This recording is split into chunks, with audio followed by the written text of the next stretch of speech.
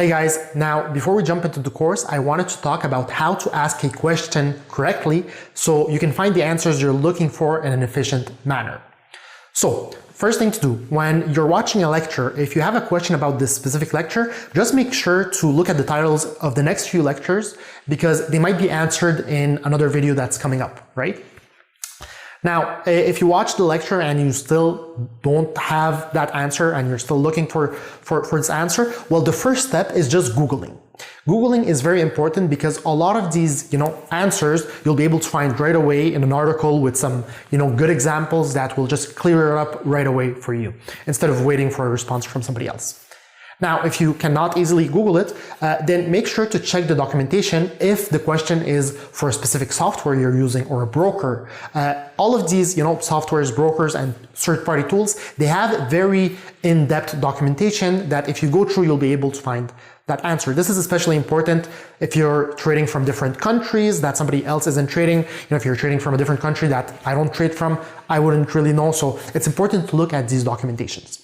Now, if the answer isn't there, go in the Q&A section, go under the lecture that this question is about, and check the questions that are already posted there, because a lot of the questions asked have been answered multiple times. Some questions answered over 20 times.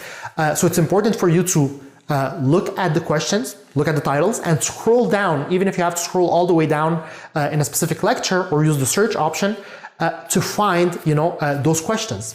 This will help prevent you from posting a question and waiting for an answer when you can get the answer right away, and it also prevents from me re-answering a question that has answered several times before.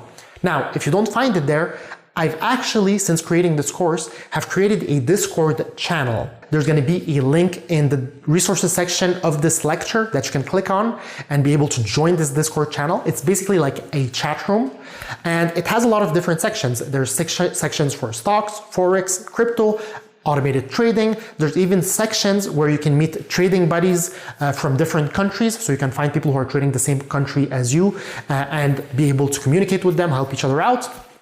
And the chat room is a great place for you to get instant answers.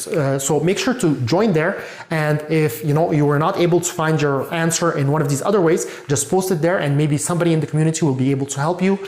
Also make sure to help other people in the community by answering their questions there if it's something it is a community page and it's very helpful for everybody that's trading to find people who are trading as well in the same countries as them, using tools that they might want to be using. And it's a chat room, so you can get instant access.